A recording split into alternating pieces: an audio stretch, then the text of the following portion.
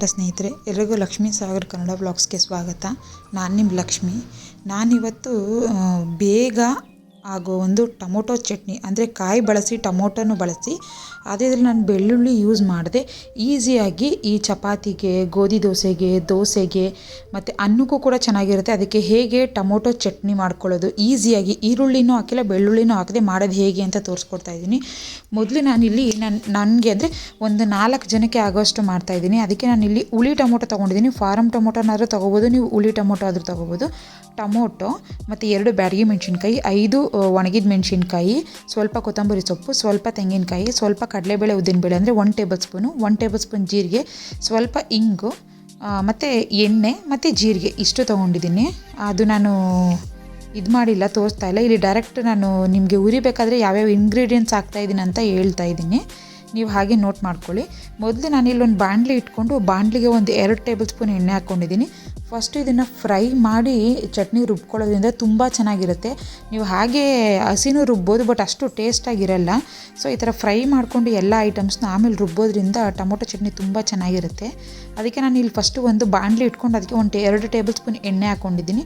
ಅದಕ್ಕೆ ನಾನು 1 ಟೇಬಲ್ ಸ್ಪೂನಷ್ಟು ಕಡಲೆಬೇಳೆ, 1 ಟೇಬಲ್ ಸ್ಪೂನ್ ಉದ್ದಿನಬೇಳೆ ಹಾಕ್ಕೊಂಡಿದ್ದೀನಿ. ನಾನು ನಿಮ್ಗೆ ಆಗಲೇ ಹೇಳ್ದಾಗೆ ಇದು 4 ಜನಕ್ಕಾಗುತ್ತೆ ಟೊಮೊಟೊ ಚಟ್ನಿ, ಅದರಿಂದ. ಮತ್ತು ಚಿಕ್ಕದು ಸ್ಪೂನಲ್ಲಿ 1 ಸ್ಪೂನಷ್ಟು ಜೀರಿಗೆ ಹಾಕ್ಕೊಂಡಿದ್ದೀನಿ. ಜೀರಿಗೆ ಹಾಕೋದ್ರಿಂದ ಗ್ಯಾಸ್ ರಿಲೀಸ್ ಆಗುತ್ತೆ ಮತ್ತು ತುಂಬ ಒಳ್ಳೆಯದು ಹೆಲ್ತ್ಗೆ, ಅದಕ್ಕೋಸ್ಕರ ಜೀರಿಗೆ ಹಾಕ್ಕೊಂಡಿದ್ದೀನಿ. ಮತ್ತು ಸ್ವಲ್ಪ ಮೆಂತ್ಯ, ಎಷ್ಟು ಮೆಂತ್ಯ ಅಂದರೆ ಒಂದು 1/4 ಟೇಬಲ್ ಸ್ಪೂನ್ಗಿಂತ ಒಂದು 10 ಕಾಳಷ್ಟು ಅಂದ್ಕೊಳ್ಳಿ, ಅಷ್ಟು ಮೆಂತ್ಯ ಹಾಕ್ಕೊಂಡಿದ್ದೀನಿ. ಮತ್ತು ನಿಮಗೆ ಖಾರಕ್ಕೆ ನಿಮಗೆ ಎಷ್ಟು ಬೇಕು ಅಷ್ಟು ಗುಂಟೂರು ಮೆಣಸಿನ್ಕಾಯಿ ಮತ್ತು ಬ್ಯಾಡಗಿ ಮೆಣಸಿನ್ಕಾಯಿ.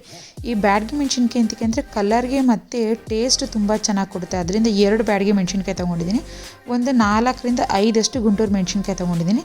ನಿಮ್ಮಲ್ಲಿ ನೀವು ಖಾರ ಜಾಸ್ತಿ ತಿನ್ನೋರಾದರೆ ಸ್ವಲ್ಪ ಜಾಸ್ತಿ ಹಾಕ್ಕೊಳ್ಳಿ. ಮತ್ತು 2ರಿಂದ 3 ಟೇಬಲ್ ಸ್ಪೂನಷ್ಟು ತೆಂಗಿನಕಾಯಿ ತೊಗೊಂಡಿದ್ದೀನಿ. ಇದು ಹಸಿ ತೆಂಗಿನಕಾಯಿ, ನೀವು ತುರಿನಾದರೂ ಹಾಕ್ಕೊಳ್ಳಿ, ಇಲ್ಲ ಕಟ್ ಮಾಡಾದರೂ ಹಾಕ್ಕೊಳ್ಳಿ. ಇದನ್ನು ಹೀಗೆ ಒಂದು ಸಲ ಫ್ರೈ ಮಾಡ್ಕೊಳ್ಳಿ. ಈ ಥರ ಫ್ರೈ ಮಾಡಿ ಹಾಕೋದ್ರಿಂದ ಟೊಮೊಟೊ ಚಟ್ನಿ ಟೇಸ್ಟ್ ತುಂಬ ಚೆನ್ನಾಗಿರುತ್ತೆ, ಅದಕ್ಕೋಸ್ಕರ ಈ ಥರ ಫ್ರೈ ಮಾಡ್ಕೋತಾ ಇದ್ದೀನಿ ನಾನು. ನೀವು ಎಣ್ಣೆ ಕಮ್ಮಿ ಯೂಸ್ ಮಾಡೋರಾದರೆ ಎಣ್ಣೆ ಕಮ್ಮಿ ಹಾಕ್ಕೊಳ್ಳಿ. ಜೊತೆಗೆ ನಾನಿಲ್ಲಿ 3 ಟೊಮೊಟೊ ತೊಗೊಂಡಿದ್ದೀನಿ. ನೀವು ಬೇಕಾದರೆ ಯಾರೆಲ್ಲ ಈರುಳ್ಳಿ ಯೂಸ್ ಮಾಡ್ತೀನಿ ಅಂತಾರೋ ಅವರು ಇದಕ್ಕೆ ಈರುಳ್ಳಿ ಕೂಡ ಆ್ಯಡ್ ಮಾಡ್ಕೋಬೋದು, ಇನ್ನೂ ಚೆನ್ನಾಗಿರುತ್ತೆ ಚಟ್ನಿ.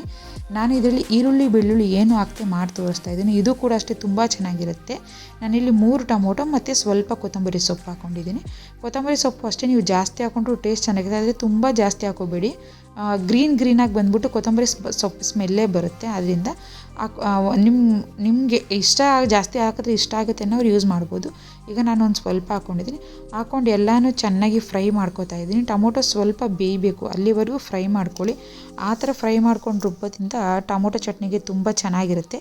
ಈಗ ಇದಕ್ಕೆ ಒಂದು 1/4 ಟೇಬಲ್ ಸ್ಪೂನಷ್ಟು ಅರಿಶಿನ ಹಾಕ್ತಾಯಿದ್ದೀನಿ. ಅರಿಶಿನ ಹಾಕೋದ್ರಿಂದ ಇದಕ್ಕೆ ಕಲರು ಅಷ್ಟೇ ಏನು ಚೇಂಜ್ ಆಗೋಲ್ಲ. ಈಗ ಒಬ್ಬೊಬ್ರು ಏನು ಅನ್ಕೊತಾರೆ ಅರಿಶಿನ ಹಾಕ್ಬಿಟ್ರೆ ಯೆಲ್ಲೋ ಕಲರ್ ಬರುತ್ತೆ ಅಂತ, ಏನಿಲ್ಲ. ಇದರಲ್ಲಿ ಬ್ಯಾಡಗಿ ಮೆಣಸಿನ್ಕಾಯಿ ಹಾಕಿರೋದ್ರಿಂದ ಇದು ಬರಲ್ಲ, ಅರಿಶಿನ ಕಲರ್ ಜಾಸ್ತಿ ಕೆಂಪಿಗೆ ಬರುತ್ತೆ ಚಟ್ನಿ. ಜೊತೆಗೆ ಸ್ವಲ್ಪ ಹಿಂಗೆ ಹಾಕ್ಕೊಂಡಿದ್ದೀನಿ.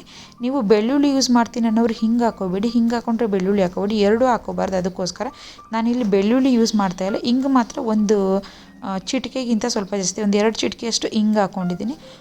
ಈಗ ಇದನ್ನು ಚೆನ್ನಾಗಿ ಫ್ರೈ ಮಾಡ್ಕೊಳ್ಳೋಣ.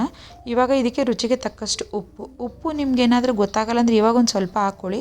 ರುಬ್ಬಾದ್ಮೇಲೆ ಬೇಕಾದ್ರೆ ಟೇಸ್ಟ್ ನೋಡಿ ಪುಡಿ ಉಪ್ಪು ಸೇರಿಸ್ಕೋಬೋದು ನೀವು. ಈಗ ನಾನು ಇಲ್ಲಿ ಸ್ವಲ್ಪ ಕಲ್ಲುಪ್ಪು ಹಾಕ್ಕೊಂಡು ಈಗ ಫ್ರೈ ಮಾಡ್ಕೋತಾ ಇದ್ದೀನಿ. ಇದು ಒಂದು ಸ್ವಲ್ಪ ಟೊಮೊಟೊ ಸ್ಮ್ಯಾಶ್ ಆಗೋವರೆಗೂ ಫ್ರೈ ಮಾಡ್ಕೊಳ್ಳಿ. ಈ ಥರ ಫ್ರೈ ಮಾಡಿದ್ರೆ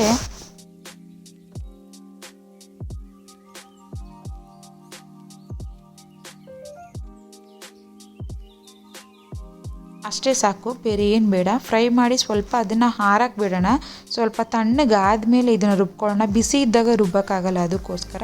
ಟೊಮೊಟೊ ಸ್ಮ್ಯಾಶ್ ಆದರೆ ನಿಮಗೆ ಗೊತ್ತಾಗುತ್ತೆ, ಸ್ವಲ್ಪ ಬೆಂದಿದೆ ಅಂತ ಟೊಮೊಟೊ ಗೊತ್ತಾದಾಗ ಆಫ್ ಮಾಡಿಕೊಂಡು ಇದನ್ನು ನೀವು ಜಾರ್ಗೆ ಹಾಕ್ಕೊಂಡು ರುಬ್ಕೊಳ್ಳಿ. ಆಮೇಲೆ ಇದು ಸ್ನೇಹಿತರೆ ದೋಸೆಗಂತೂ ತುಂಬ ಚೆನ್ನಾಗಿರುತ್ತೆ. ಮತ್ತು ಯಾರೆಲ್ಲ ಗೋಧಿ ದೋಸೆ ಮಾಡ್ತೀವೋ ಮತ್ತು ಸಡನ್ನಾಗಿ ಯಾವಾಗಲೂ ಈ ಕಾಯಿ ಚಟ್ನಿ ತಿಂದು ಬೇಜಾರಾಗಿರುತ್ತೆ ನಮಗೆ ಅನ್ನೋರು ಈ ಥರ ಚಟ್ನಿ ಒಂದು ಸಲ ಮನೇಲಿ ಟ್ರೈ ಮಾಡಿ, ತುಂಬ ಚೆನ್ನಾಗಿರುತ್ತೆ. ಮಕ್ಕಳು ಕೂಡ ತುಂಬ ಚೆನ್ನಾಗಿ ಇಷ್ಟಪಡ್ತಾರೆ. ಈಗ ತಣ್ಣಗಾಗಿದ್ದು ನಾನು ಇದನ್ನು ರುಬ್ಕೊಂಡು ಬಂದಿದ್ದೀನಿ ನೋಡಿ, ಎಷ್ಟು ಚೆನ್ನಾಗಿ ಕಲರ್ಫುಲ್ಲಾಗಿ ಕಾಣ್ತಾಯಿದೆ. ಟೇಸ್ಟ್ ಅಷ್ಟೇ ತುಂಬ ಚೆನ್ನಾಗಿತ್ತು. ಏನಾದರೂ ನಿಮಗೆ ಈ ಹುಳಿ ಟೊಮೊಟೊ ಇಲ್ಲ ಮನೇಲಿ ಫಾರಮ್ ಟೊಮೊಟೊ ಇದೆ ಅಂತ ಅನ್ನೋರು ಏನು ಮಾಡಿ ಒಂದು ಸ್ವಲ್ಪ ಎಷ್ಟು ಅಂತಂದರೆ ಒಂದು ಅವರೆಕಾಳು ಗಾತ್ರದಷ್ಟು ಸ್ವಲ್ಪ ಹುಣಸೆಹಣ್ಣು ಹಾಕ್ಕೊಳ್ಳಿ. ಆಗ ಹುಳಿ ಬರುತ್ತೆ, ಟೊಮೊಟೊ ಚಟ್ನಿ ಚೆನ್ನಾಗಿರುತ್ತೆ ಟೇಸ್ಟು. ಈಗ ನಾನು ಅದೇ ಬಾಣಲಿಗೆ ಒಂದು ಅರ್ಧ ಟೇಬಲ್ ಸ್ಪೂನಷ್ಟು ಎಣ್ಣೆ ಹಾಕ್ಕೊಂಡಿದ್ದೀನಿ. ಈಗ ಏನು ರುಬ್ಕೊಂಡಿದ್ದೀನಿ ಅದಕ್ಕೆ ಒಂದು ಒಗ್ಗರಣೆ ಕೊಡೋಣ, ಅದು ಆವಾಗ ಇನ್ನೂ ತುಂಬ ಚೆನ್ನಾಗಿರುತ್ತೆ ತಿನ್ನೋಕೆ. ಅದಕ್ಕೋಸ್ಕರ ನಾನಿಲ್ಲಿ ಅರ್ಧ ಟೇಬಲ್ ಸ್ಪೂನ್ ಎಣ್ಣೆ ಹಾಕ್ಕೊಂಡು ಅದಕ್ಕೆ ಸ್ವಲ್ಪ ಸಾಸಿವೆ ಸೇರಿಸ್ಕೊತೀನಿ. ಸಾಸಿವೆ ಸಿಡಿದ ಮೇಲೆ ಇದಕ್ಕೆ